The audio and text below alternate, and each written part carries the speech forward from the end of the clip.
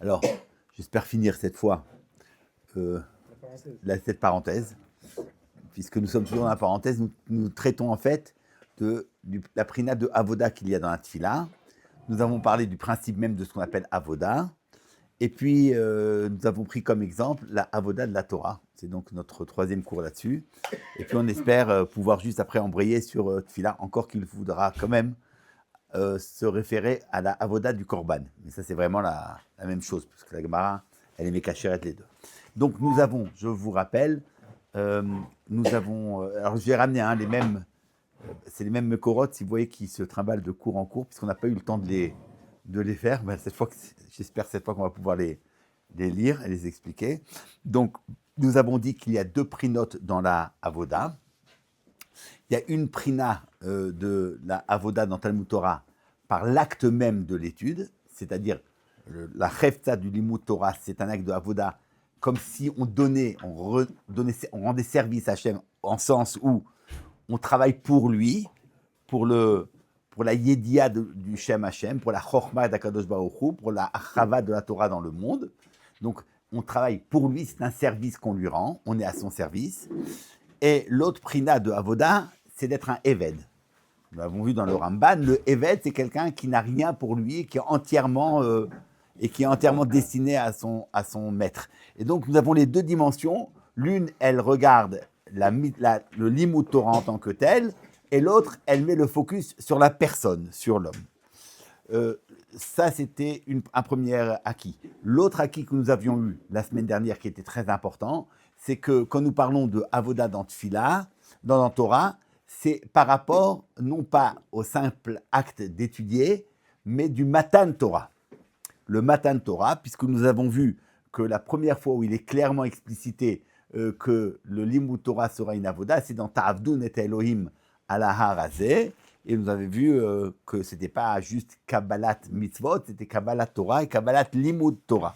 Donc, il nous est apparu que dans le Ma'amad Har Sinaï, dans la Kabbalat Ol Limud Torah, il y a une prina de Avoda, ce qu'on nous avait expliqué, ce que nous avons débattu la semaine dernière. Maintenant, je voudrais avancer. Simplement une petite une référence que j'ai vue par pur hasard en ouvrant le Sefer. C'est un Sefer sur la Tfila avec les Mefarshim sur la Tfila, qu'il y a un pirouge de Rabbi Yehuda ben Yakar, qui est un grand Mefaresh, qui explique que quand nous disons Karvenu Malkenu la Avodatera, c'est Matan Torah.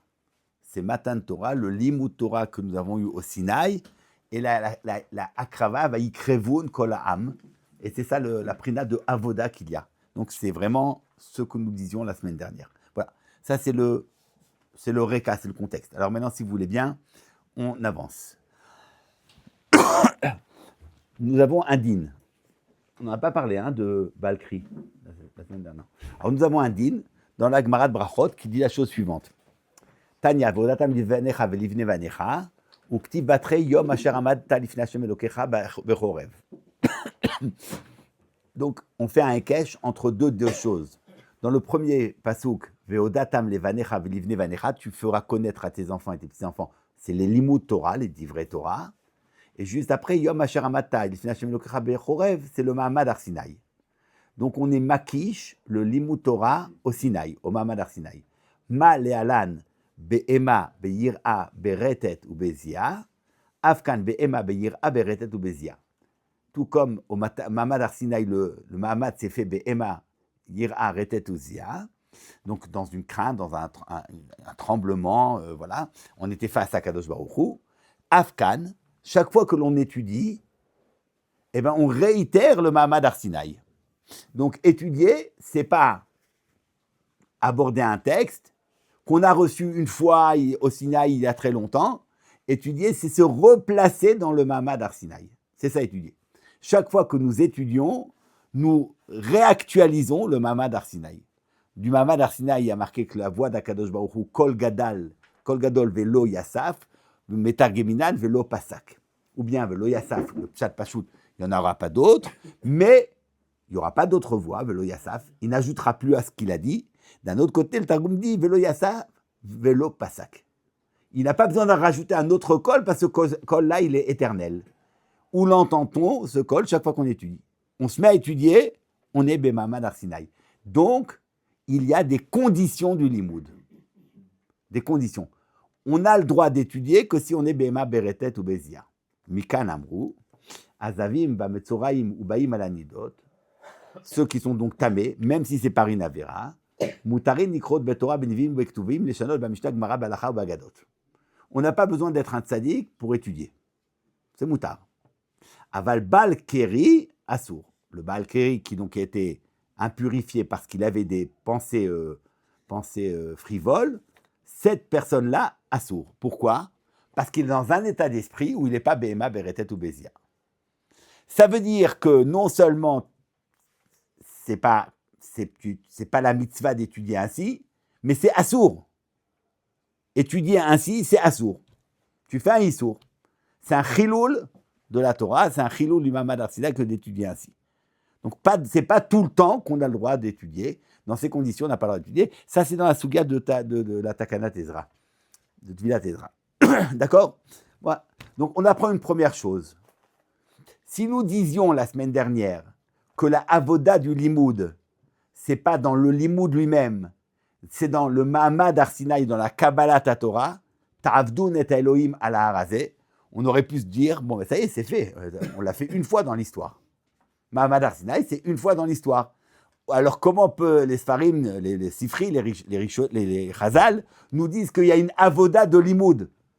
Alors, si le limoud, l'étude, c'est une avoda, j'entends. Mais si tu dis que la avoda, ce n'est pas le limoud, la avoda, c'est d'être dans le Mamad Arsinaï. Alors, comment ça se réalise tous les jours? Parce que chaque fois qu'on étudie, on réactualise Mamad Arsinaï. Et c'est en tant que cela qu'il y a une prina de avoda. Bien, j'entends. Et Rachid dit, la suite de la Gemara, Rabbi Yossi Omer, Shonehu Beregilot.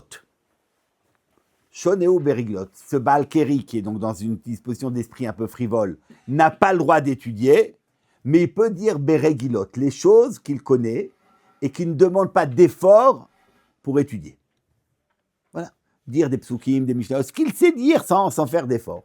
Rashi, be mishnayot ashgurot bepiv, chez umotian mipiv bimrutza, ben tsarich la'arir behem. Il n'y a pas de yegia, il n'y a pas de. Voilà. Tu les fais, ça sort simple. Alors quoi? Là, tu as le droit de le faire. La question, c'est de savoir, mais quoi? Il n'est pas mekayem mitzvat limud Torah? Quand on lit des mishnayot qu'on connaît par cœur, on peut les dire comme ça. On ne fait pas mitzvah Talmud Torah? On n'est pas mevarer birkat Torah avant cela? Évidemment que oui. Alors pourquoi l'interdit n'est pas chal? Pourquoi il n'y a pas d'interdit sur ce cas de figure aussi? D'où nous entendons qu'en fait l'interdit du Baal Keri, ce n'est pas d'étudier, c'est d'être dans la situation du Hamal à Torah. Le Hamal à Torah, ça, c'est interdit pour un Baal Keri. Parce que être Hamel Batorah, c'est se retrouver au Sinaï. Et on ne peut pas se retrouver au Sinaï si on n'est pas Behema Beretet ou Bézia.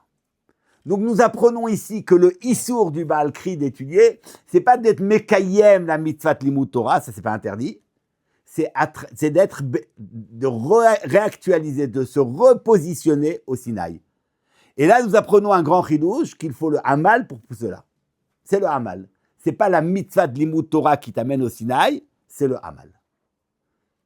Et donc c'est pour ça que quand nous parlons aussi de Avoda, la avoda qu'il y a dans le Talmud Torah, il y a une avoda particulière quand tu es Amel Batorah.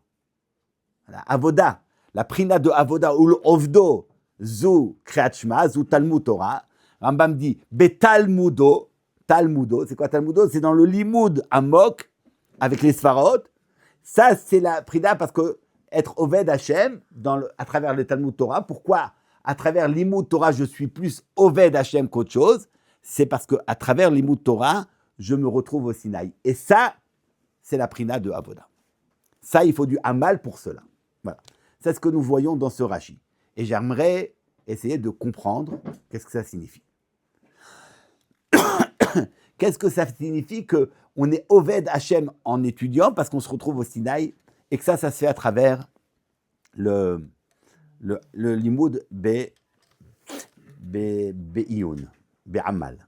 Alors, si vous voulez bien, Regardons ce que dit le Rambam dans Ilchot Kriyat Shema, le texte numéro 3. Il transcrit à sa manière ce qu'il y a marqué dans la Gemara de début Perek de Brachot. La Gemara demande, elle s'interroge sur la succession des 3 morceaux du Kriyat Shema. D'abord Shema, V'afta, puis après Vayayim Shamua, et enfin Vayomer. Pourquoi c'est dans cet ordre-là? Alors la Gemara dit, Lama kadma parashat Shema levayayim Shamua, כדי שיקבל עליו עול מלכות שמיים תחילה, ואחר כך יקבל עליו עול מצוות. Il y a un ordre. D'abord, il faut être מקבל עול מלכות שמיים, et après, עול מצוות.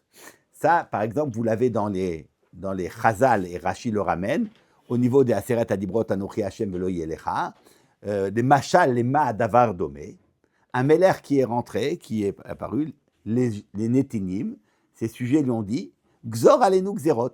Tu es le Meler, instaure des lois, des règles, un ordre. Il a dit Kodem kol kiblu malchuti. D'abord, acceptez ma malchut. Ve'achar kach exor gzerot. Ki im atem lo mekabli malchuti, gzerotai each tekaimu. Si vous ne recevez pas ma malchut, quel sens ça a que je vous donne des gzerot? Et ça veut dire que l'ordre est ainsi fait. Il y a d'abord Kabbalat Ol Malchut Shamaim et après Kabbalat Ol Mitzvot. Voilà ce qu'on fait chaque jour dans le Kriyat Shema. La première paracha, Kabbalat Ol Malchut Shamaim. La seconde paracha, Kabbalat Ol Mitzvot. Le souci, c'est que Kabbalat Ol Malchut Shamaim, j'entends, c'est Shema Israël, Hashem Elokeinu, Hashem Echad, dans le Yichud d'Hashem. Mais après, dans le premier morceau il y a marqué le Talmud. Il y a marqué aussi le Limud Torah. Qu'est-ce que ça vient faire là-dedans? Il y a aussi Tfilin, Mezouza, c'est aussi un autre problème. Mais il y a Talmud. Rambam, voilà comment il rend compte des choses. Voilà comment Rambam va expliquer en ses mots à lui ce que la Gemara donne. Donc c'est la même chose, hein? Simplement le Rambam emploie ses termes à lui. Mais ce qu'il veut nous faire se rendre compte, il veut rendre compte du fait qu'il y a d'abord Kabbalat Ol Malchut Shamaim et après Kabbalat Ol Mitzvot. Que signifie Kabbalat Ol Malchut Shamaim que l'on fait dans la première paracha de Kriyat Shema? Qu'est-ce que c'est? Rambam. Umahu kore, shlosha parashiot elu hen. Shema, vayim shamua vayomer. Umagdimim likrot parashat Shema, mipnei sheyesh ba yichud Hashem, ve'ahavato, ve'talmudo, shehu ha'ikar hagadol שהכל תלוי בו. ואחריה, vayim shamua sheyesh ba tzivuy al she'ar kol ha'mitzvot. Donc c'est clair. Le Kesef Mishté, tout le même dit, il est en train de restituer ce que la Gemara dit. D'abord, Kabbalat Ol Malchut Shamaim, et après, Kabbalat Ol Mitzvot. Que signifie Kabbalat Ol Malchut Shamaim? Comment? Qu'est-ce que c'est, cette formule de Kabbalat Ol Malchut Shamaim? Yichud Hashem, ve'avato, ve'talmudo. Tout ça, c'est Kabbalat Ol Malchut Shamaim. Yichud Hashem, avato, j'entends. Talmudo, qu'est-ce que ça a à voir? Qu'est-ce que ça a à voir avec Kabbalat Ol Malchut Shamaim? C'est pas Kabbalat Mitzvot, c'est Kabbalat Malchut Shamaim. Talmudo. Regardez la formule étrange du Rambam. Sheyesh, mipnei sheyesh ba, dans la première paracha, Yichud Hashem, Ahavato, ve'talmudo. Ça fait combien? Comptez. 3. 3, c'est, quand vous parlez de 3, vous dites le singulier ou le pluriel? Pluriel. Sheyesh ba Yichud Hashem, Ahavato, ve'talmudo, shehu ha'ikar hagadol. Alors quoi, Ikar Gadol, c'est Talmudo ou ça revient sur tout? Talmudo, Shua Ikar Gadol? Non. Alors, Yichud Hashem Ahavato, qu'est-ce que ça fait? Ben, je crois que c'est tout. Alors quoi, c'est comme si tout, c'est un seul Ikar. Un seul Ikar. C'est le Ikar du Kabbalat Ol Malchut Shamaim.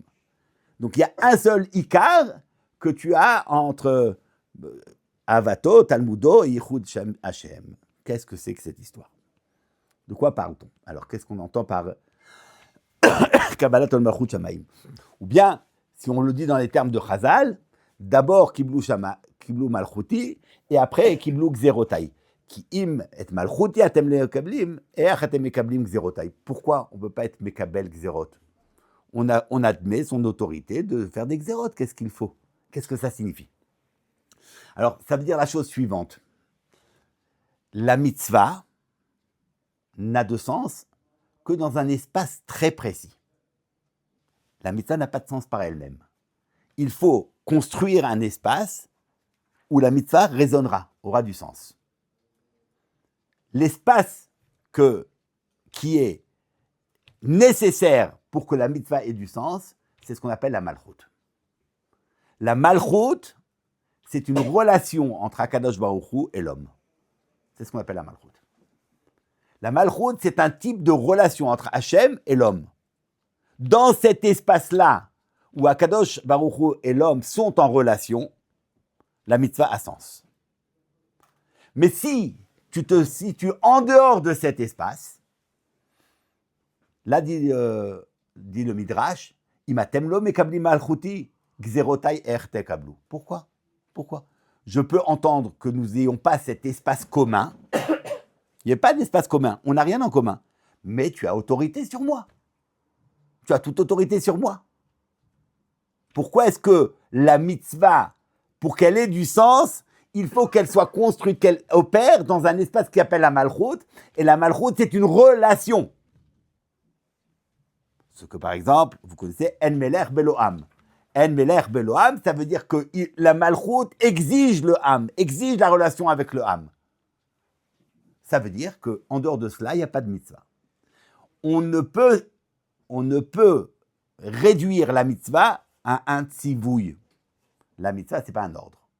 Bien sûr que je peux entendre qu'il y a un metzavé, qu'il y a quelqu'un qui a autorité à me donner des ordres et que je vais les réaliser. Oui, on peut. Et ça peut se faire n'importe où. Pour ça, on n'a pas besoin de malchut shamaïm. Il y a quelqu'un qui a autorité sur moi, qui me donne des ordres, et moi, je les exécute. Chazal disent, Imatem lo mekablim malchuti gzerotai achetabu. C'est pas ce qu'on attend. C'est pas ce que Hachem veut. Il n'est pas là pour nous donner des ordres qu'on doit exécuter. C'est pas ça le sens. C'est pas ça le sens. Les mitzvot n'ont de sens que parce qu'elles sont le poal yotze, la manifestation et l'expression de ce rapport particulier entre l'homme et Hachem, où l'homme et Hachem participent ensemble à une même aventure qui s'appelle la malchoute. Et dans ce sens-là, la mitzvah prend sens. Mais sinon, ça veut dire que la mitzvah, c'est un ordre. Et la mitzvah ne saurait être simplement un ordre. Ce n'est pas ce que Hachem veut.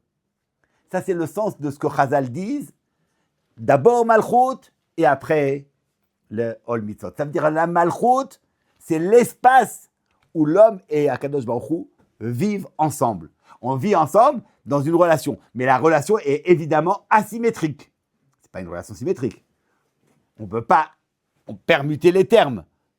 Ce n'est pas une relation où A et B égale B. A, B n'est pas égal à BA parce que Hachem, il a sa place et nous avons notre place. Mais il y a une relation.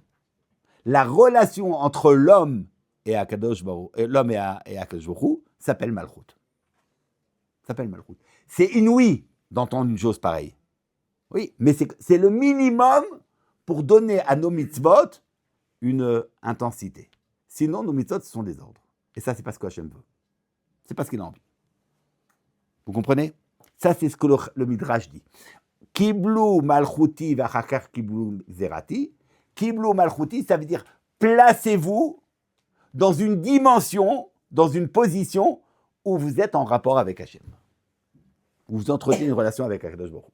Maintenant, évidemment, cette relation qu'on a avec Akadosh Baruch Hu, c'est pas celle qu'on entretient avec notre médecin, avec notre épicier, avec notre femme ou avec nos enfants. C'est pas celle-là. Elle est exclusive à la relation entre l'homme et Hachem. Elle ne peut pas être un compagnonnage. La Gemara dira Chavruta klape shmaya miika. Tu peux faire Chavruta. Avec Hachem, nous verrons, c'est une Gemara essentielle. La Gemara dit tu ne peux pas faire une tfila et rater ta kavana. Et tu dis bon, j'ai raté, je reprends. Et dis-moi, c'est pas ton ami, Akadosh Baruch Hu. Chavruta klape shmaya miika. Tu crois que tu es chaver avec lui. Bon, j'ai raté, je refais. C'est pas possible. Tu pries, du premier coup, tu réussis. On n'est pas chaver, il n'y a pas de chavruta. C'est asymétrique total. Mais ce n'est pas juste asymétrique parce que lui, il est en haut et nous sommes en bas. Il faut que la relation soit exclusive. Il faut qu'elle soit fondée sur le yichud d'Hachem. Ça veut dire que, en fait, l'unique relation la plus profonde, celle qui va innerver toutes les relations que je vais avoir avec les autres hommes, avec ma famille, avec le monde, avec la nature, elles prennent tous source dans cette première et unique relation qui est la relation avec Hachem. Parce que Akadosh Baruch Hu est défini comme la Metsiout. Donc la première relation que j'ai, pas première au sens temporel, la première au sens principiel, celle du principe de toute relation, c'est celle que j'ai avec Akadosh Baruch Hu. Mais Ati, uniquement si tu entends le Yichud Hashem. Le Yichud Hashem, ça veut dire, je ne suis pas en relation avec Hashem, mais aussi avec mon médecin. Non, c'est que avec Akadosh Baruch Hu. Yichud, exclusif. Une relation exclusive. Celle-ci, et pas une autre. Ah quoi, alors je ne vais pas aller voir le médecin si j'ai un souci? Si, mais c'est à travers ma relation avec Hachem. Refaenu Hachem Vénérapé. Mais d'abord, Yichud Hachem. Et le Yichud Hachem implique nécessairement Ahavat Hachem. Parce que le Ahava, comme dit le Maharal, aimer, c'est quand il y a une unité. Je ne saurais ne pas aimer Hachem puisque je n'existe qu'à travers lui. Donc ce que je suis, je le retrouve dans ce chibour avec Hachem. C'est ce qu'on appelle la Ahava. Ahava Gmatria Echad. Est-ce clair? À moins que cela, évidemment, on peut entendre qu'il y a un Dieu qui donne des ordres. On n'a pas besoin de poser le Yichud Hashem pour poser la possibilité d'Akadosh Baruch Hu de donner des ordres. C'est pas nécessaire. C'est pas nécessaire. Mais c'est pas ça la mitzvah. Auquel cas la mitzvah elle raterait ce qu'elle doit être. La mitzvah c'est une expression de la malchoute, c'est-à-dire du chibour entre Akadosh Baruch Hu et l'homme.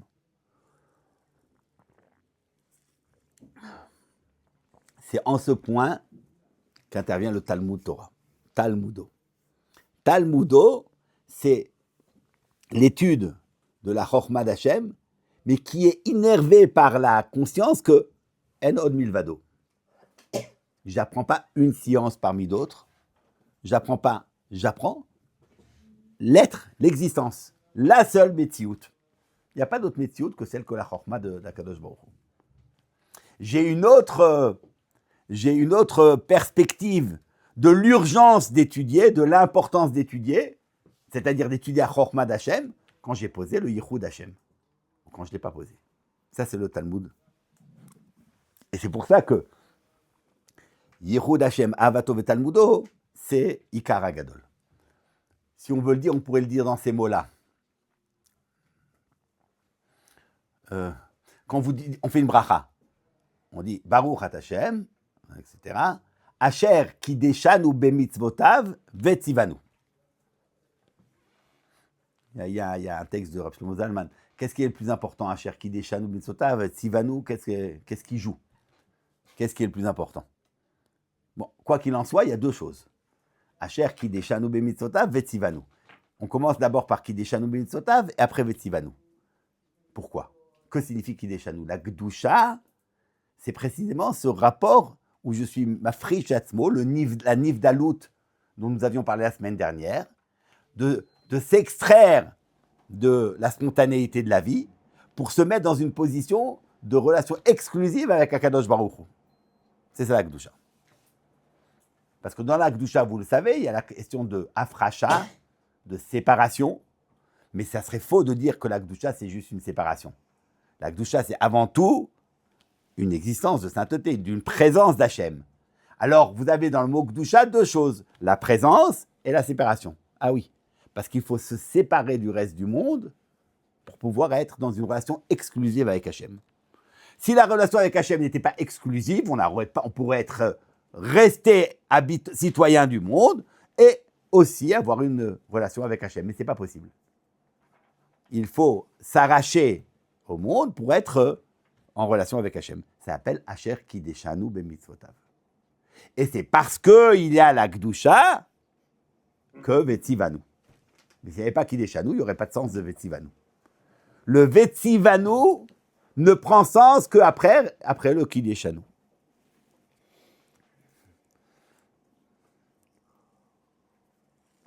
C'est ça le Matan Torah. Ta'avdun et Elohim ala harazeh, Matan Torah, c'est le moment où Ataor et aladat, Akadosh Baruch Hu a montré le Yichud Hashem, et qu'à ce moment-là précis, il y a eu l'établissement de la Malchut. Là, à ce moment-là. Il y a eu cette relation entre Israël et Akadosh Baruch Hu, où Israël est le Eved d'Akadosh Baruch Hu, et lui, il est le Melech. C'est ça, le Matan Torah. Après tout l'imoud que nous faisons pendant tous les siècles qui ont suivi Matan Torah, ben c'est simplement réactualiser ce principe-là. Mais sinon, il n'y a pas de sens. Il n'y a pas de sens à la mitzvah sans la Malchut, il n'y a pas de sens au limoud sans ce rapport de Malchut. Donc, quand on nous dit qu'il y a un inyan d'étudier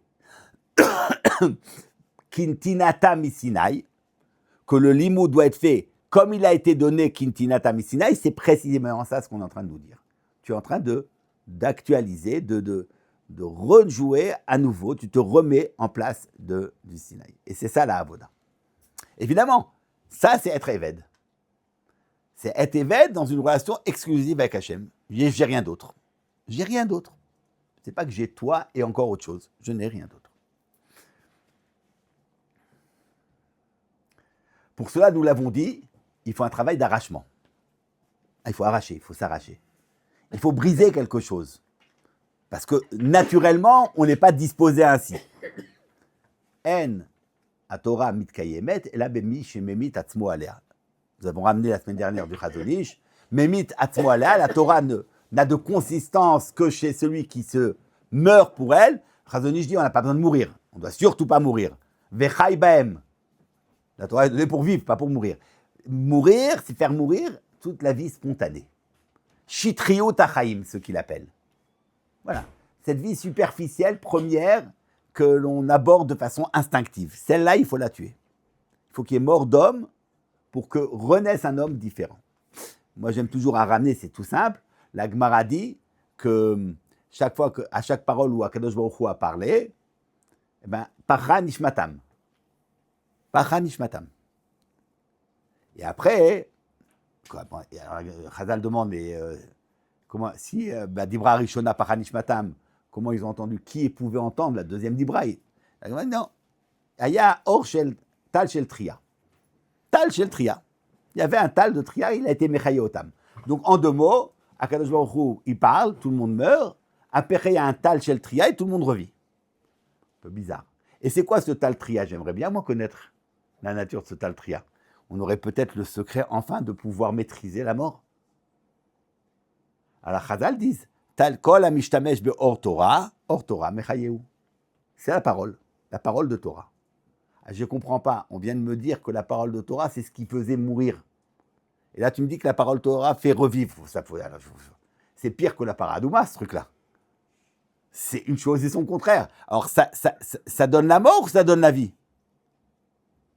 Réponse, ça donne la mort à la Shitriut Achaim, et ça permet de faire revivre une intensité plus profonde de la vie. Le sujet qui meurt, ce n'est pas celui qui revit. Ce n'est pas la même personne. Ce qui doit mourir à travers le Hamal Torah, c'est la Shitriut Achaim. C'est cette façon de superficielle, ou bien on va dire, où je ramène tout à moi, et c'est à partir de ce que je vois moi. Tout ça, ça doit mourir pour permettre, dans la Ishtabdout, nous parlions la semaine dernière de la Ishtabdout au Sechel la Torah, c'est là où il va y avoir une renaissance. C'est la même parole. La même parole tue et fait revivre, parce que ce n'est pas la même chose. Ce qui est mort, ce qui se donne à mourir, c'est Shitriut Achaim, et ce qui revit, c'est l'homme qui est Eved Hashem. D'accord?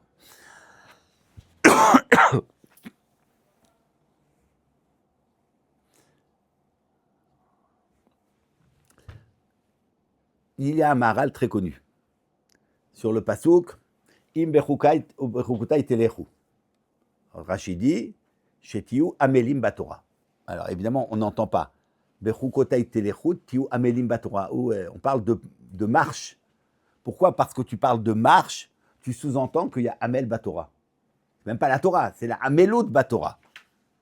Mais où dans l'expression où tu vas marcher, tu entends la amelut batora. Alors le Maharal, dans Gourarié, c'est le texte numéro 2, où Ma Shamar Shetiu Amelim Batora, Ayinu Mipni Shekatov Alimut Belashon Halicha, qui a alicha, yeshba torar ve'amal.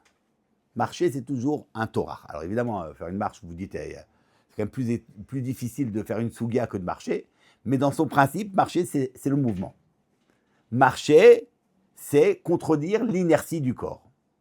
Le corps aime à l'inertie, marcher, c'est le mettre en mouvement. Ça, voilà. Donc il y a quelque chose où tu dois contredire quelque chose du corps. Nous parlions de la spontanéité. Eh bien, l'une des choses de la spontanéité, c'est la hamelout. C'est l'inertie du corps. L'inertie. Ouais, vous voyez un jeune garçon, Bachour Yeshiva, il est en Ben Azmanim. Bon, il va étudier un peu moins, mais tu dis, bon, il y a un moment où il va prendre pour lui, tu vas dire, il va sortir, non, il reste dans son lit. Il fait rien. Tu dis, mais, non, voilà, il fait rien. C'est l'inertie totale. Rien, ne rien faire, être inerte. C'est une position du corps comme ça, et c'est ce qu'on appelle le yesod ha'afar. Et ça doit être modifié. La halicha, c'est l'expression d'un mouvement. Le mouvement, c'est quelque chose qui contredit la volonté, la passion, l'appétit du corps, ou si on peut appeler ça, à l'inertie. L'inertie. Qu'est-ce que... Voilà, un moment paradisiaque pour quelqu'un qui n'est pas dans la Torah, il est à la plage, et il est au soleil, et il bronze des heures durant. Mais c'est pas possible. Oui, il fait rien. Juste être comme ça, ne rien faire. Vous voyez, c'est cette idée-là. Bon, enfin bref, je sais pas. Chacun, il y a voilà. Chacun a son machal. Bon. Veyesh les farej gamken. Autre. Alors toujours le maral, il va une première couche et après il va en plus profondément, plus profond. Yesh les farej gamken, chez alicha, chez adam oler, mi makom les makom. Alors c'est pas le mouvement, c'est quand tu marches, tu te déplaces d'un endroit à l'autre. Vous voyez, c'est plus le mouvement pour le mouvement, c'est le fait d'atteindre d'un lieu à un autre. C'est plus du tout la même chose. On ne parle plus du mouvement, on parle de la possibilité de changer de lieu. La halicha te permet de changer de lieu. Ken yé amal haTorah, ou la mikba tamid yoter mima she mikba kodem. Veze nikra halicha baTorah. Par le hamal, tu comprends mieux, tu étudies mieux, tu progresses, donc tu changes de lieu. Donc ici, ce n'est pas le hamal comme ce qui contrarie le corps, c'est le hamal comme mouvement qui te permet d'atteindre un autre lieu. Pourquoi tu atteins un autre lieu? Parce que le hamal, tu es mamik yoter. Évidemment, ça n'a pas de sens. Rav Outner, dans Paraditra, qui ramène ce texte, dit, mais enfin, c'est varim plaïm, on peut dire ça de toute chose. Quand tu es hamel, tu progresses, dans n'importe quelle chose, tu progresses. Tu étudies, même pas simplement Torke Shamaim, tu fais des maths, plus tu es hamel, plus tu comprends en quoi c'est propre l'imoud à Torah. Il a un développement magnifique. Alors on peut peut-être entendre, d'après ce que nous avons dit, auquel lieu on doit accéder par le Hamal à Torah? Le Sinaï. On doit aller au Sinaï. C'est ça ce qu'on doit faire. On est olaire au Sinaï. Être au Sinaï, c'est d'être dans cette relation de Omed Lifnei Hamelech. J'emploie expressément l'expression de Omed Lifnei Hamelech parce que c'est ça le principe d'Atfila. Nous allons le voir.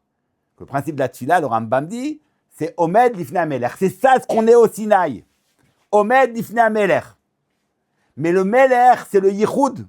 Pas un Melech. Il y a d'autres Melachim. Il y a d'autres choses. Non, le Melech Mukhlat. Melech Malcham Lachim, il n'y a rien d'autre que lui. C'est ça, être au Sinaï. Donc, être au Sinaï, c'est changer d'espace. C'est changer de lieu. Je ne suis plus dans le monde. Je suis au Sinaï. Et à partir de cette place au Sinaï, je vais redistribuer et redéfinir toute ma relation au monde. Qu'est-ce que je fais comme mouvement à travers le Hamal à Torah? Où est-ce que je me déplace? Pas dans la Sougia. C'est moi qui vais au Sinaï. Alors, je vais d'où à où? Je vais du monde qui est le mien, citoyen du monde, comme tout le monde. Je m'arrache à ce lieu et je vais m'installer au Sinaï. Mais pour ça, il faut s'arracher. On ne va pas comme ça au Sinaï, il faut s'arracher parce que le corps, il fait résistance. Quel est le principe de Hamal à Torah? Briser le corps. Ce que nous avons ramené la semaine dernière du Rambam, Lo yiten Shena Alena, la Papav Tnouma. Pas de Bamelach Tochal, Maïm Bamsora Tishte. Alors, c'est pas qu'on doit souffrir, Razé Shalom, mais briser la puissance des passions du corps à nous dicter notre conduite. Ça, on n'accepte pas. Voilà. Ça, c'est le Hamal. Donc, vous comprenez pourquoi Rachid dit que c'est uniquement quand il y a Iyun et Hamal qu'il y a le Issour du Balkri. Par contre, Shoné ou Beregilut, évidemment. Parce que quand c'est Shoné Beregilut, il y a Regilot, pardon, il n'y a pas le Hamal. Et quand il n'y a pas le Hamal, il n'y a pas tout ce positionnement. Tu ne t'arraches pas du monde et tu ne vas pas au Sinaï. Donc, il n'y a pas la Avoda. Il n'y a pas toute cette... On n'est pas au Sinaï. Il n'y a pas Yom Asher Amadeta Lifnei Hashem Elokecha Bechorev. Yom Asher Amadta Lifnei Hashem Elokecha Bechorev. La tfila, c'est d'être Omed Lifnei Amelech. La Torah, c'est Amadta Lifnei Hashem Elokecha Bechorev. C'est ce qu'on fait chaque fois qu'on étudie. Chaque fois qu'on étudie. Vous allez me dire, mais au Sinaï, peut-être qu'ils n'ont pas étudié. Au Sinaï, ils ont été Mekabel Ol Torah et Ol Mitzvot. Mais non, chaque fois qu'on étudie, il y a le Hekesh. En étudiant la Torah, on se retrouve au Sinaï. Mais quand vous faites Mitzvat Lulav, il n'y a pas ce Hekesh.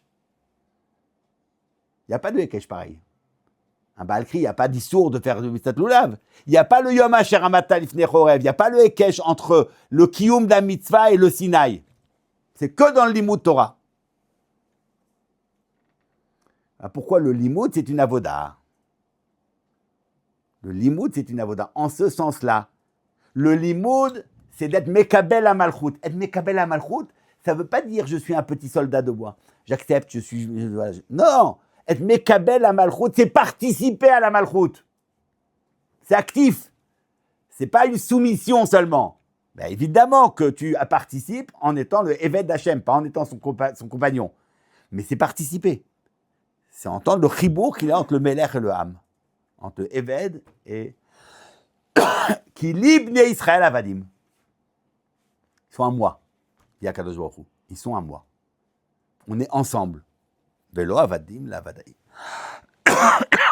Donc c'est extrêmement important. Je pense qu'on a ici précisé avec beaucoup plus de précision, avec beaucoup plus de détails, ce que nous entendions par la Avoda dans le Limud Torah. D'accord ? Voilà cette première dimension. Maintenant, passons à la deuxième. Ça, il faut absolument passer la troisième fois. Oui. Si on casse le corps, Oui. mais pas à travers le Limud Torah. Il y a aussi quelque chose. Mais si tu casses le corps, pourquoi ? Pour être... Ouais. Alors, il y a aussi. Le Rambam dit que Gdolé Israël aya mehem chodve etzim memem shoave maim. Vafal piken ayu mimatike ashmoa. Qu'est-ce qu'il veut dire par là ? Il veut dire que il y a une possibilité, même dans le Hamal du Gouf, d'être Metzaref le Hamal du Gouf. C'est une possibilité. C'est une possibilité. Mais tu ne peux pas avoir dans le Limud Torah cette Prina de Sinaï sans le Hamal. Ça, c'est pas possible. Tu peux avoir le Hamal par Hamal à Gouf. La Gemara demande Adam le Hamal Nivra, et Niodem le Hamal Gouf ou le Hamal P. Alors, il dit non, il vaut mieux Hamal P que Hamal Gouf. Mais le Hamal Gouf aussi, des fois, il peut intervenir là-dedans. Mais en tout cas, l'inverse n'est pas vrai. Tu ne peux pas avoir Limoud sans Hamal. Tu seras Mekayem la mitzvah de Limoud. Mais tu ne seras pas Mekayem la Torah Avoda de Limoud. Pourquoi c'est spécifique au Limud Torah? Si le principe, c'est le Hamal. Oui. On aurait dû dire Hamal. Non, mais le Hamal, tout. Mais non, mais le Hamal, pourquoi? Le Hamal, c'est. Mais c'est une déconstruction, mais il faut aussi positivement dire le Ribour avec Hachem. Le Hamal, c'est une déconstruction. Je déconstruis, mais il faut construire. Je déconstruis pour construire. Mais qu'est-ce que tu construis? Le Ribour avec Hachem. Où? Le Ribour avec Hachem, c'est dans le Talmud Torah. Il y a deux prinas dans le Talmud. Ah oui, il y a la prina du Limud Torah qui est positivement le Ribour avec Hachem dans l'Ishmoa Dvarav. Et il y a la prina du Hamal qui permet de changer de lieu. Pas juste d'étudier, mais de t'extrapoler du lieu où tu étais pour te mettre au Sinaï. Mais si tu brises la spontanéité du corps, mais tu n'es pas au Sinaï, alors à quoi ça sert? Autant profiter de la vie, quoi. Tu vas briser pour aller où? Voilà pourquoi c'est les Limud Torah. Très, très important. Je pense que c'était important ce point-là.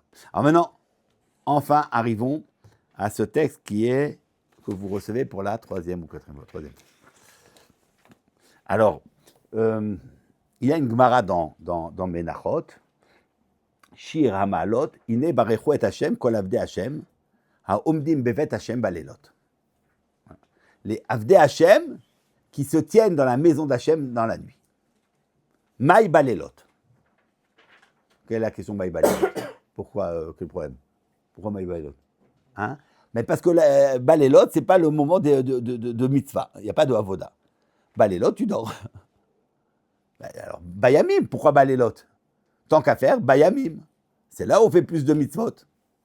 Amar Rabbi Yochanan, Elu talmidei chachamim oskim batorah balayla, malé aleen hakatuv, keilu asukim ba'avoda. Talmid chacham qui étudie la nuit, il est asuk ba'avoda. Donc, on parle ici, à nouveau, nous avons la même idée que le Talmud Torah, le Limoud, c'est une avoda, mais là, nous avons une deuxième dimension, la nuit. Donc, je cherche quelles sont les caractéristiques du Limoud qui font du Limoud une avoda. Alors, le premier, c'est le Hamal, et maintenant, c'est la nuit. Nous verrons après, troisième moment, Torato ou Manuto. C'est les trois Meafienim, pour ça que j'ai noté ce shiur, Shalosh Meafienim, j'ai pris Nata Avoda. Il y a trois caractéristiques qui permettent de faire que notre Limoud soit une avoda. Un, le Limoud avec Hamal. Deux, le Limoud la nuit. Et le troisième, c'est que Torato ou Manuto, qu'on fait que ça. On ne s'arrête pas. On verra après. Alors, Balaïla, il y a une avoda particulière qu'on étudie la nuit. D'accord? J'ouvre une parenthèse que je ne vais pas traiter. Je me demande, peut-être que ce n'est pas une question, mais moi, ça me gêne quelque part. Vous savez que Tfilat Arvit, c'est Reshut. Elle n'est pas Chiyuv, il n'y a pas de Chiyuv de Tfilat Arvit. Aujourd'hui, le Klal Israël a pris sur lui Tfilat Arvit. Pourquoi Tfilat Arvit, c'est Reshut? Parce que la nuit, il n'y a pas de Tfilat. Pourtant, Tfilat, c'est Avoda. Et ici, on voit qu'il y a quelque chose de particulier la nuit pour que ça soit une Avoda. Alors, c'est vrai pour l'Limoud Torah et pas pour la Tfila. Le Limoud Torah la nuit, il est Avoda, mais la Avoda de la Tfila la nuit, non, c'est pas évident. Donc ça, on étudiera quand on fera la Sougia de Tfilat Arvit. Qu'est-ce que c'est que ce Tfilat Arvit? Qu'est-ce que ça veut dire Reshut? On sait qu'après, il me dit que Reshut, ça ne veut pas dire que ce n'est pas une chefse de Tfila. Bon, on verra tout ça quand on étudiera. Mais ça, c'est une éhara, une remarque. Bon, je ne sais pas ce que vous en pensez. Moi, ça m'a un peu dérangé. Que le limoud d'Afka la nuit, il s'appelle une avoda, et dans la tfila qui s'appelle avoda, d'Afka la nuit, il n'y a pas lieu à faire la tfila. Bizarre, hein? Bon, quoi qu'il en soit, qu'est-ce qu'il y a la nuit de particulier? Qu'est-ce qu'il y a la nuit de particulier? Alors évidemment, ça s'entend aussi à travers ce que nous avons dit, puisque il y a un mal presque naturel. Il faut s'extraire. Évidemment que la nuit, tu t'extrais plus facilement, puisque tu n'as plus cette relation avec le monde. Le jour, ça veut dire le moment où tu es en relation avec le monde. La nuit, c'est pas la nuit, ça veut dire quand tombe la nuit jusqu'au matin. Nous, on ne sait pas ce que c'est la nuit, parce que pour nous, la nuit, ça ne veut strictement rien dire. On a la lumière, on n'a rien, on fait tout. Il y a des gens qui travaillent la nuit, il y en a qui travaillent le jour, il y en a qui travaillent la nuit, qui dorment le jour. C'est plus ce qu'on veut dire. La nuit, c'est un principe d'existence. C'est-à-dire lorsque tu es seul avec toi-même. Il n'y a plus de monde. Il n'y a plus de monde. Ça se donnait à vivre à l'époque où il n'y avait pas d'électricité, que la nuit, il y avait bémet, tout simplement, hein, de façon effective, il n'y avait pas de monde. On ne voyait rien. Tu ne voyais rien à 2 mètres. Bah oui, donc tu étais replié sur toi. Et pas simplement replié sur toi, même dans ta maison, tu ne pouvais pas voir. Tu avais une petite bougie, enfin rien, quoi, rien. Tu es seul. Tu es seul. Tu te réveilles au milieu de la nuit, il n'y a rien. Tu es dans l'obscurité. Voilà. Toi seul avec toi-même, c'est ce qu'on appelle la nuit. Alors, Ouais. C'est pas les nuits? Si, mais les nuits, je ne sais pas exactement. Oui, mais je sais pas. Non, est-ce qu'aujourd'hui, évidemment, je pense. Je ne sais pas. Je sais juste que le tochen de la nuit, ça veut dire qu'il y a le monde, si tu es dans une ville où tout est éclairé, je ne vois pas où tu ne vis plus le principe de la nuit. Pas du tout. Bon. Donc, j'entends bien pourquoi il y a une avoda du limoud la nuit plus que le jour. J'entends. Puisque nous avons dit que pour revenir au Sinaï, il faut s'extraire du monde. Et cette cette déconstruction de mon rapport spontané au monde, il est plus simple à faire la nuit qu'en journée. Bon, d'accord, j'entends. Mais ça va un peu plus loin. Ça va un peu plus loin, et je voudrais le prendre sur un autre kivoun, puisque vous vous rappelez que nous avions dit que quand on parlait de Eved, on avait cité le Ramban qui disait que qu'est-ce qu'un Eved? Quelqu'un qui est au service d'Akadosh Baruch Hu. C'est pas juste quelqu'un qui fait des maaseh avdout. Hein. Un Eved n'est pas défini par la avoda qu'il fait. On pourrait dire qu'est-ce qu'un Eved? Celui qui est Oved. Hein. Donc, on définirait le Eved comme étant celui qui produit de la avoda. Non, on ne définit pas ainsi le Eved. Le Eved, c'est une définition intrinsèque de l'homme. Il est Eved Hashem. Et parce qu'il est Eved Hashem, alors il sera Oved Oto. Voilà. Et ça, nous avions dit qu'il y a une prina du Gavra, de l'homme. Cette prina-là, je pense qu'elle est signifiée dans ce texte-là. Alors, on avait étudié une fois, quand on étudiait Pessah, j'avais ramené ce Chagatarié. Donc, ceux qui le connaissent, c'est pas grave, on révise. Voilà, on va le réviser. Moi, je l'ai oublié entre-temps. Il y a la chita du Chagatarié qui dit que Nashim, Turot, Mi, Zecher et Mitzrayim. Elles sont pareilles. C'est toute une sheila. Il ramène des preuves. Il dit Shma minaden en Nashim chayavot b'askarazu. L'askar de Yitziat Mitzrayim. Mishum davele mitzvat aseh shazman grama. Chez Nashim, Turot. ואפל גב דקיימלן, כבן זומא, דדריש ימי חייך ימים כל ימי חייך הלילות, הרי שנוהג בימים ובלילות. Donc pourquoi tu dis que c'est mitzvah tassé shazman grama? Mitzvah tassé shazman grama, c'est une mitzvah qui, par exemple, tous les matins, c'est le jour, mais pas la nuit. Mais si ça a lieu et le jour et la nuit, bah alors c'est pas mitzvah tassé shazman grama, puisque c'est tout le temps, c'est perpétuel. Réponse, mikol makom, avait les mitzvah tassé shazman grama, qui valent des shel yemama chala ve'avar zmana balaila. אם לא הזכיר ביום, שהוא אין צריך להזכיר, אז כזו של יום בלילה. ואפל גב דחייב נמי להזכיר יצאת מצרים בלילה, ההיא הזכרה הכי תהי, ומשום הזכרת לילה היא, אבל הזכרה של יום עבר זמנה, ואין צריך להזכיר בלילה. וכן הזכרה של לילה, חלה ועבר זמנה ביממה. ואלוהים הזכיר בלילה, אין צריך להזכיר הזכרה הזו ביום. אפל גב דביום נמי חייב להזכיר יצאת מצרים, ההיא מצווה הכי תהי. Qu'est-ce qu'il est en train de dire? C'est pas que tu fais la même mitzvah deux fois, le jour et la nuit, c'est deux mitzvot différentes. Et la mitzvah de Askara Balaïla, c'est une Askara particulière. Celle-là ne se fait que la nuit, donc c'est Zman Grama. Parce que la mitzvah de Askara Balaïla ne peut pas se faire en dehors de la nuit. Et la mitzvah de Askara Bayom ne peut pas se faire autrement que le jour. Donc en fait, tu as une double mitzvah, et chacune d'elles, elle est Zman Grama. Donc ce que nous apprend le Rambam, c'est pas qu'on a une obligation de faire la même mitzvah deux fois. Non, tu ne fais qu'une seule fois la mitzvah, mais tu en fais deux. Tu fais deux mitzvot différentes. L'une, tu la fais que en journée, et l'autre, tu la fais que la nuit. Mais c'est deux mitzvot différentes. Chacune d'entre elles, elle est Zman Grama. Voilà. Donc ça veut dire quoi? Qu'est-ce qu'il est en train de nous dire? Que quand tu fais la Askara du jour et la Askara de la nuit, tu ne dis pas la même chose. C'est pas juste que tu l'as dit dans un Zman différent. Tu ne dis pas la même chose. Tu parles de deux choses différentes. Et il ne révèle pas pourquoi c'est deux choses différentes.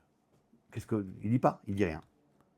Il dit rien. Alors moi, tout le temps, ça m'avait gêné jusqu'à que j'ai eu la Siyata d'Ishmaïa de voir ce Sefer Haredim, et j'ai compris. Alors regardez le Sefer Haredim. Le Sefer Haredim dit clairement qu'il y a deux mitzvot. L'Iskor Bayom, l'Iskor Balayla, et il va expliquer que le Tochen, l'essence de la Srira Bayom et de la Laïla n'est pas le même. Ce que nous comprenons chez le Chagatari, mais sans savoir dire des mots, il va tout le dire, mais de façon explicite. Alors on va dire ça rapidement. L'Iskor Bayom, Belvavenu Kiavadim Aïnou les Parob Mitraim Bavodat Parer, Bachomer Belvenim, Veilou Losenu Adaim, Anu Venu Aïnou Avadim Shnemar, Vechoulé, ou Kedita Bagada Vesach. Ou Priam. Alors, donc, il faut se rappeler que nous étions Avadim de Paro. Et que si nous n'avions pas sorti d'Égypte, nous serions encore ces Avadim. Ou Priam Marshava Azot. Quelle est l'utilité de savoir cela? Quelle est l'utilité? Tu vas te rappeler de ça, il y a la belle affaire. Ça peut apporter quoi? Kede shelo yarzik adam atzmo keben chorin. Kede tnan be avot, ben adam ben chorin, li batel mimia. ou bezoar parashat bar Sinai, l'ishtadel batar pikude oraita, découlé ikre avoda, que eved l'ishtadel batar maré. Le Zohar dit, tu dois prendre les pikude oraita. Alors c'est très important, pikude oraita, les mitzvot de la Torah, parce que tu es eved, et tu ne peux pas te défaire des mitzvot. Les mitzvot t'incombent. Ke'eved ishtadel batar maré, bechol ma distarer, begin de Israël, ikrun le avadim. Parce que Israël s'appelle Eved Hashem. Yirtiv ki libni Israël avadimem. Maïtama inun avadim, bien שהוצאתי אותם מארץ מצרים, ובגין כך כתיב בעשר אמרין, לבתר דכתיב, אנוכי השם אלוהיך אשר הוצאתיך מארץ מצרים, למפלח כעבד דפלח למראה, de servir comme un évêque qui sert son maître, des parglés mikol marin bishin de alma. Et donc Hachem, lui, eh ben, il va nous sauver, puisque nous sommes ses avadim. Mais stam srira balev, etc. Bon, donc on a compris, en journée on se rappelle que nous étions avadim, que nous travaillions. On se rappelle le chomer ulvenim, hein, vous voyez, avodat parer, chomer ulvenim. Rappelle-toi combien tu travaillais, rappelle-toi des briques, rappelle-toi de la sueur, rappelle-toi combien c'était dur. Et comprends que tu n'es pas Ben Chorin, tu es Eved Hashem, tu vas maintenant servir Hashem. Tu étais au service de Paro, tu es au service d'Hashem.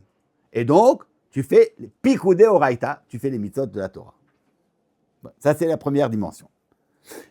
Maintenant, deuxième mitzvah. Keshem she mitzvah lizkor yetziat Mitzrayim bayom. Car mitzvah lezocha balayla. Tu dois aussi faire yetziat Mitzrayim balayla. Qui dit à Perekama de Brachot, qui Natan Lev, qui gam balayla, ayou mietzrim meshabdim oto. Pourquoi il faut rappeler? Tu as déjà dit ça en journée. Parce que même la nuit, Paro nous faisait travailler. Kedamru al pasuk bayar ish mitzrim akei shivri, qu'ayou ma'amidim et Israël emlachtam mikriyat hagevar, lekach oreg program balayla. Tu finissais ton travail, tu as rêvé chez toi, hop, pam, il fallait encore bosser, même la nuit. Paro faisait travailler les Israël, même la nuit. Ou les kacharag bechorem balayla, ou mirov taratam ktiv, vayakom paro balayla, ou bechol avalem bechol mitzrayim, vayomer kumutseu. Voilà. Donc on doit se rappeler, on doit faire une srira meyuchedet pour se rappeler qu'on travaillait la nuit. Ça veut dire, attention, quand tu es zocher yetziat Mitzrayim bayom, tu ne prends pas en compte que la nuit tu travaillais. Et quand tu fais Srirat Yitzrayim Balelot, tu ne te rappelles pas que tu travaillais en journée, que la nuit. Bon. Et pourquoi est-ce que je ne peux pas, en journée, me rappeler qu'on travaillait le jour et la nuit? Trop compliqué pour moi. Le matin, je vais me rappeler que on travaillait et le jour et la nuit. Non. Le jour, tu te rappelles qu'on travaillait le jour, et la nuit, tu te rappelles qu'on travaillait la nuit. Pourquoi? Peut-être à four. Quel est le sensé? Alors il dit... De nouveau, comme avant. Vous vous rappelez que dans le première mitzvah, il dit, voilà ce que toi tu te rappelais, et quelle en est l'utilité. Tu te rappelles que tu travaillais Bechomer Balvenim, l'utilité c'est de savoir que tu dois servir Pikoudé de Horaïta et servir Hachem. Ici aussi, ce que tu te rappelles, ce que tu maintiens comme souvenir, c'est que Paro te faisait travailler la nuit, et alors, ça implique quoi? Ça implique pas de faire les mitzvot d'Hachem, ça tu les as déjà gagnés. Qu'est-ce qu'on gagne? Valiede zikaron ze nishtabdu lelokenu ibarar gam balelot ve bimkom pulchan mitzri balayla nikum balayla lishtadla bepulchane adeit artzavcha dirtiv kum ironi balayla. Kum ironi balayla, c'est le pasuk, la Gemara dit, c'est le limud Torah. Donc la nuit, la conscience que nous avons du fait que Paro nous faisait travailler la nuit implique qu'on va étudier la Torah la nuit. La conscience que nous avons, la conscience aiguë du fait que Paro nous faisait travailler en journée implique que nous allons faire les mitzvot. C'est ce qui est marqué clairement. Paro nous faisait travailler en journée, donc comme nous prenons conscience de cela, nous allons faire les mitzvot. Paro nous faisait travailler la nuit, ça implique qu'on va étudier la Torah la nuit. Pas qu'on va faire les mitzvot. Il n'y a pas de mitzvot la nuit. La nuit, ce n'est pas un moment de mitzvah. C'est ce que le Gaon dit sur Manishtana. Manishtana, vous connaissez tous ce Gaon, que la question c'est pourquoi à Pessah, les mitzvot, c'est essentiellement la nuit, alors qu'en général, la nuit, ce n'est pas un semaine de mitzvah. Là, la nuit, ce n'est pas un semaine de mitzvah. Ici, c'est voilà. Alors, qu'est-ce que ça veut dire? Comment on articule ça? Ben, c'est simple. En journée, on parle de la avoda de produire les mitzvot, d'être au service d'Hachem, de faire ce qu'il faut. Quand Paro faisait travailler les Yehudim la nuit, quel était son intérêt? Quel était son intérêt? En fait, c'était un peu contre-productif. C'est contre-productif. Laisse-les dormir, ils travailleront mieux le lendemain. Qu'est-ce que tu fais? Donc en fait, ce que Paro voulait faire, c'est de leur inculquer une âme d'esclave. C'est pas juste qu'ils travaillent, c'est d'en faire des esclaves. Mais un esclave qui est totalement esclave. Et pour faire du Yehudi quelqu'un qui est totalement esclave, il faut lui empêcher d'avoir ne serait-ce que le moindre lieu, le moindre espace, le moindre moment, il peut se retrouver avec soi tranquille. Il n'y a pas. Toujours en train de travailler. Toujours Eved. C'est pas que la nuit, Paro les faisait travailler pour avoir un travail supplémentaire. Au contraire, sûrement qu'il perdait en production, en productivité. Mais c'est pas ce qui l'intéressait. Il voulait faire du Yehudi un esclave, quelqu'un qui a une âme d'esclave. Mais avoir une âme d'esclave, l'âme d'esclave, vous le savez, c'est quelqu'un qui n'est même pas capable de se rebeller. Quelqu'un qui n'est même pas capable d'être heurté par la violence qu'on lui fait. Il ne comprend même pas, il n'est même pas. Ce que les Chazal disent, que jamais personne n'est sorti d'Égypte. Jamais. Je ne comprends pas pourquoi jamais personne n'est sorti d'Égypte. C'était bien gardé. Mais même Alcatraz, la fameuse prison si bien gardée, ils s'en sont tirés. Il y a toujours une porte d'échappatoire. Comment ils ne sont pas? Ça veut dire que personne ne voulait même penser sortir d'Égypte. Un esclave, il ne pense même pas à se rebeller. Et ça, il le fait la nuit. Pourquoi la nuit? Parce que la nuit, précisément, ce n'est pas le moment où on travaille. Mais la nuit, c'est le moment naturel où une personne est avec soi. Yetse Adam la avodato adeharem. Le soir, tu rentres chez toi, tu es avec toi. Ça, ce lieu-là, où tu te retrouves avec toi, dans ton petit jardin secret, il n'y a pas. Parole te l'a arraché. Nous entendons cela, et nous savons qu'Akadosh Baruch Hu nous a sortis d'Égypte, pour qu'en lieu et place de la avdout, de l'esclavage avec Paro, qui ça bien évidemment c'est nocif, nous ayons une avdout qui a un rapport éminemment positif avec Hachem. Mais cette avdout doit être pas simplement que je produis des mitzvot, lorsque c'est le moment de les faire, mais que je sois exclusivement avec mon rapport avec Hachem. Même mes nuits. Même mes nuits sont pour Akadosh Baruch Hu. Et qui ne sait pas que c'est ça le grand problème. Moi, je dis toujours à mes bachourim, moi ça ne vous concerne pas, mais je dis à mes bachourim, moi, je m'en fiche ce que vous faites en journée. Vous étudiez. Moi, je veux savoir, quand vous montez dans votre chambre, les 2 heures avant de dormir, qu'est-ce que vous faites? C'est là, à ce moment-là, où vous n'avez plus de Zman Bet Midrash. Comment vous gérez votre temps? C'est là où on est attendu. Le moment où on est... Voilà, il n'y a plus de cibouille. On a fini la journée. Le type qui est brillant, il a étudié 10 heures, 12 heures. Il dit que je me prouve ça, je t'ai donné, quoi. Maintenant, tu lâches un peu. Non, c'est pour moi. Combien je vais déjà faire? Combien? Il a étudié, il a prié, il a fait les mitzvot 12 heures. Là, il faut un petit espace. Ouais, il faut... Ou tu n'es plus là. Arrive la mitzvah de Srirat Israël Balelot. Non, on est Eved Hashem. Ramban dit, tu es Eved totalement, sans espace pour toi. Tu vas faire le minimum. Je ne dis pas qu'il ne faut pas se prendre la douche le soir avant de dormir. Évidemment, il faut ce qu'il faut. Mais toujours, Eved. Issachar, Hamor, Garem. Pourquoi Talmid Chacham est considéré comme un Issachar, comme un Hamor? C'est quand même pas sympa le Hamor. Non, parce que le Hamor, c'est le seul animal qui, lorsqu'il dort, il a sa charge sur le dos. On n'a pas besoin de le décharger. Il dort avec sa charge. Les autres animaux, quand ils ont besoin de dormir, il faut les décharger. Ils ne peuvent pas dormir avec la charge. Ça veut dire quoi? Même un animal, il a besoin d'un espace pour lui. Il ne peut pas être tout le temps, sans arrêt, dans une position de Eved Hashem, ou Eved, je ne sais pas quoi. Issachar, Hamor Garem. Il dort avec sa charge. Alors quoi? Il dort quand même. Mais vous comprenez que dormir en portant le fardeau du limoud, c'est pas la même chose que dormir en disant, bon, maintenant, j'ai 8 heures, ou 6 heures, ou 5 heures, ou même une demi-heure, il n'est plus là. Je l'écarte. Ça, c'est une stira à la voda. Et ça, c'est la prina meyuchedet qu'il y a de l'imoud Torah balaïla. Donc, ce n'est pas juste parce que la laïla, donc nous avons dit dans le laïla, pourquoi c'est une avoda, Eved Hashem, qui est ilu oskim ba avoda, nous avons donné donc 2 dimensions. D'abord parce que dans la Avoda, il y a ce travail qui est fait par le Hamal de déconstruction, d'arrachement.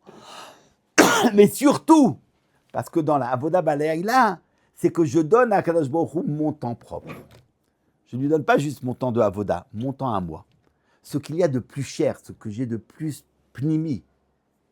Vraiment, moi, mon petit jardin secret, je lui offre. C'est terrifiant de... Voilà. Ça, c'est le Limut Torah Baleila. Compliqué, hein? Compliqué. Wow. Ça fait peur. Bon. Ça, c'est le Limut Torah. Donc, nous avons donc les deux premiers Meafienim. Le troisième Meafien, c'est qu'il y aurait une différence entre quelqu'un qui est Torato ou Manuto et quelqu'un qui n'est pas Torato ou Manuto.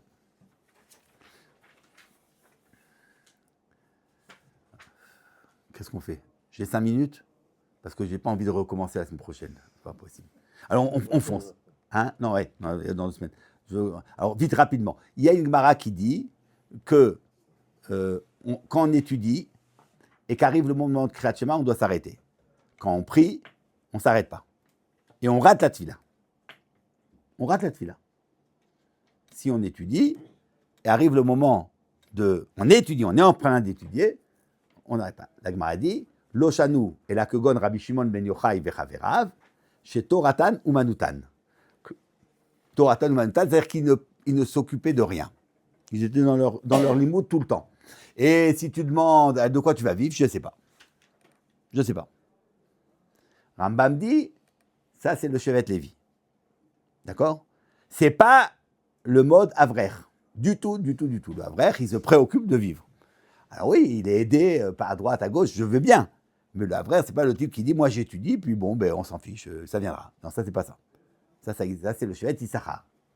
Issachar, c'est pas le Shevet Lévi. Issachar, il a besoin, mais il s'occupe, mais il a un accord avec Zvouloun. Shevet Lévi, c'est comme Rabbi Shimon bar Yochai. Rabbi Shimon bar Yochai Chaverav, Toratan, Mantan, Lo Mafsikim. Et alors, on mange de quoi? Melartam Nassim Alidei Acherim. C'est des gens comme Rabbi Shimon bar Yochai, quand ils étudient, Lo Mafsikim les Tfila. Rambam. Misha Yosek Betalmud Torah v'Igi Azman Tfila Posek Mitpalel. Bima ita Torato Manuto ve'no ose melach klal va'yosek b'Torah b'shat tfilato eno posek. Point. Après on va voir tout de suite la suite. Il y a un chidouche dans le Rambam ou il n'y en a pas? Il n'a pas dit que c'était Mishon. Non, il dit Bima ita Torato Manuto ve'no ose melacha. Quel est l'énorme chidouche? C'est que moi j'aurais dit, attends, Rabbi Yochanan, il s'arrête. Et toi tu vas pas t'arrêter? Mais t'es un khatsouf. Rabbi Yochanan, il s'arrête pour la tfila. Et toi, au XXIe siècle, lecteur du Rambam, tu t'arrêtes pas. Mais c'est qui cet homme-là qui ne va pas s'arrêter? De qui parle-t-il? À qui s'adresse-t-il le Rambam? Le Rambam, c'est un Sefer Halacha. Quand quelqu'un peut penser aujourd'hui avoir une Torah plus que Rabbi Yochanan. Moi, j'aurais lu Rabbi Shimon bar Yochai, et sa Torah, elle est magnifique. Rabbi Yochanan, non. Ben alors, Kalvachomer, la nôtre. Rambam ne dit pas du tout. Ce n'est pas une question de Gdusha de la Torah. Évidemment, la Gdusha de la Torah de Rabbi Yochanan, elle est plus grande que la nôtre. La question, c'est est-ce que tu t'arrêtes ou tu ne t'arrêtes pas? Est-ce que Torato ou Manuto ou pas? Torato ou Manuto, c'est celui qui ne s'arrête jamais. Eno, Ose, Melachaklal. Ce n'est pas le Torato Manuto qu'on voit ailleurs pour la définition du Talmid Chacham. Ce n'est pas ça. C'est celui qui Eno, Ose, Melachaklal. Rambam dit, Rabbi Yochanan, non, il travaillait. Les Amoraïm, ils travaillaient. Ça ne faisait pas des gens de... C'était les Amoraïm, c'était les Tanaïm, et leur Torah était magnifique. Mais ils travaillaient. C'était un moment... S'il y a quelqu'un, même aujourd'hui, Torato Manuto, mais pour rien, jamais, alors lui, il ne s'arrête pas pour la tefila. Sa Torah, elle est plus grande que celle de Rabbi Yochanan, vadaï que non. Laquelle Torah est plus kadosh, celle de Rabbi Yochanan, j'entends bien. Mais lui, il a quelque chose de particulier qui s'appelle Torato Manuto. Premier chidouche du Rambam. Deuxième chidouche du Rambam. Eno posek chez mitzvah Talmud Torah gdola mi mitzvah tefila. Parce que la mitzvah de Talmud, il faut bien être médaillé, il ne dit pas que Talmud Torah, c'est plus que tefila. La mitzvah de Talmud Torah, elle est plus grande que la mitzvah de tefila. D'accord. Il y a un grand souci dans cette Gemara. Vous savez que en règle générale, c'est quelqu'un qui étudie, Rambam dit que la mitzvah de Talmud Torah, c'est des chazal. La mitzvah de Talmud Torah, elle est plus grande que tout. prenons le texte juste après, 9. Enecha mitzvah bechol ha-mitzvot kulam, shish kula keneged Talmud Torah. Et la Talmud Torah keneged kol ha-mitzvot kulan. Voilà. Talmud Torah, c'est la plus grande des mitzvot. Et malgré tout, malgré que le fait que Talmud Torah, c'est la plus grande des mitzvot, suite de la halacha, aya lefanav asiyat mitzvah ve Talmud Torah, im efshar lasota alid acherim, d'autres peuvent la faire, lo yafsik, veim lav, si c'est que toi qui peux la faire, il y a assez à mitzvah ve yarzor le Talmudo. Tu peux pas ne pas faire la mitzvah sous prétexte que tu étudies et que le mitzvah limud Torah, c'est plus grand que toutes les mitzvot. Alors pourquoi tu t'arrêtes pour la tfila? Rachidi, pourquoi on s'arrête pour Kriyat Shema et pas pour Torah, pour tfila? Parce que Kriyat Shema d'Oraïta, tfila de Rabbanan. Ramban, dans Sefer HaMitzvot, vous connaissez la marloquette entre Rambam et Ramban. Pour Rambam, la mitzvah de tfila, c'est une mitzvah d'Oraïta, et le Rambam dit non, c'est une mitzvah de Rabbanan. La mitzvah d'Oraïta, c'est que Be'et Sarah. Le Ramban ramène cette Gemara, il dit, mais tu vois, tu te trompes. Il y a bien une différence entre Kriyat Shema et tfila, c'est que tfila, c'est midrabanan. Et Kriyat Shema d'Oraïta. Mais toi, tu penses que tfila, c'est aussi midoraïta. Donc, si c'est d'Oraïta, on n'a pas le principe de Osek ba mitzvah, patur mina mitzvah. Rambam répond, chez mitzvah Talmud Torah gadol mi mitzvah tfila. Qu'est-ce que ça veut dire? Comment on entend ça? C'est un problème. Je propose, alors maintenant c'est un peu à la rigueur, c'est presque fantaisiste, mais bon, je propose, il faut vérifier. Le Rambam étant donné que le Rambam dans la mitzvah de tfila, mitzvah he de tfila, ramène que les ovdos ou mitzvah l'itpalel, et il dit aussi les ovdos ou Talmud. Donc quand il est dans la mitzvah he, qui est la mitzvah de tfila, le Rambam dit qu'est-ce que c'est avoda, ou tfila, ou Talmud. Dans la mitzvah de Talmud Torah, il ne ramène pas que les ovdos c'est Talmud Torah. Il ne ramène pas. C'est quand même dingue. Tu es en train de me dire que Talmud, étudier, c'est être mekayem avoda. Pourquoi tu me fais savoir ça dans la mitzvah de tfila et tu ne me le fais pas savoir dans la mitzvah de Torah? C'est là-bas que tu aurais dû le dire. Ce que le Rambam veut dire ici, c'est qu'en réalité, il y a deux dimensions dans le Limud Torah. La Ma'ala de Limud Torah, on l'a vu, c'est Ma'ala de Limud Torah, c'est plus que tout. Torah le Atmo. Mais que la Prinat Avoda que vous trouvez dans la Tfila, tu la trouves aussi dans la Torah. Ça, c'est la mitzvah Talmud Torah et mitzvah Tfila. Pourquoi est-ce que tu ne t'arrêtes pas pour la Tfila? Parce que la mitzvah de Tfila, c'est une mitzvah de Avoda. Or, Torah, c'est aussi un kiyum de la Avoda. Pourquoi, quand tu fais une mitzvah, tu étudies, tu dois t'arrêter pour faire une mitzvah? Parce qu'il y a un din de l'ilmod almenat lekayem. Si tu étudies mais tu n'appliques pas, ça ne va pas. Alors pourquoi tu étudies? Tu étudies le chot lulav, arrive le lulav, tu ne fais pas. Alors pourquoi tu étudies? Pourquoi tu ne t'arrêtes pas pour... Alors c'est pour ça qu'on doit s'arrêter pour toutes les mitzvot. Pourquoi tu ne t'arrêtes pas pour la tfila? Parce que quelle est la mitzvah de tfila? La mitzvah de tfila, c'est une avoda. Mais cette avoda, je la fais. Et je la fais encore plus avec ma Torah. Donc, ce que je pourrais faire dans la mitzvah de tfila, je le fais dans l'Limud Torah. Alors, évidemment, tu ne peux pas d'emblée dire je vais étudier et ne pas prier. C'est seulement si tu es en train de prier, d'étudier, que lorsqu'on te dit, normalement, il devrait avoir le principe de Osek ba mitzvah, pas tomber à mitzvah. Mais dans l'Limud Torah, tu ne peux pas appliquer ce principe. Pourquoi? Parce que si tu ne t'arrêtes pas, tu n'es pas mekayem almenat la'asot. Non, ce problème-là, il n'existe pas. Non, il n'y a pas un problème que ça s'appelle limud shelo almenat la'asot.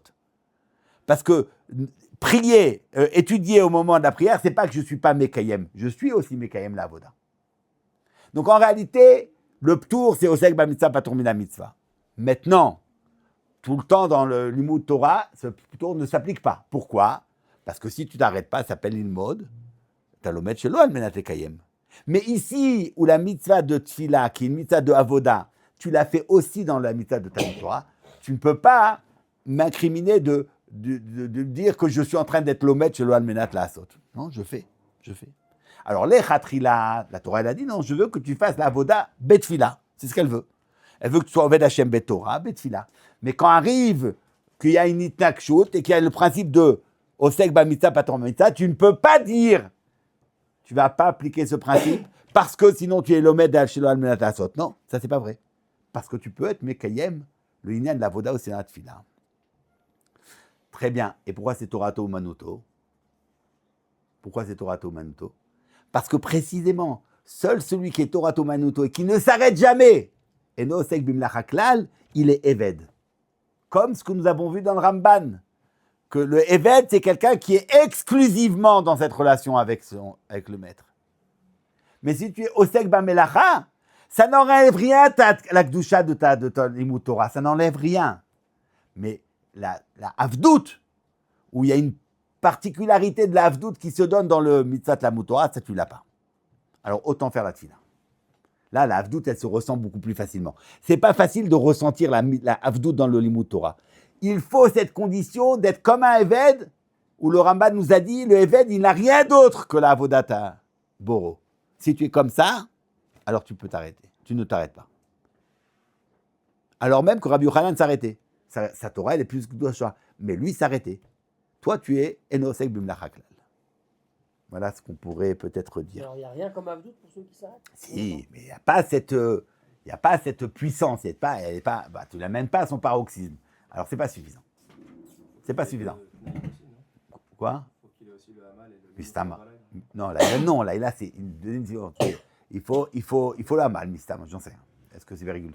Après les pratiques de la rage, j'en sais rien. Je ne sais pas. Voilà. Voilà ce que je voulais dire. Donc, la semaine prochaine, j'ai le Yortzeit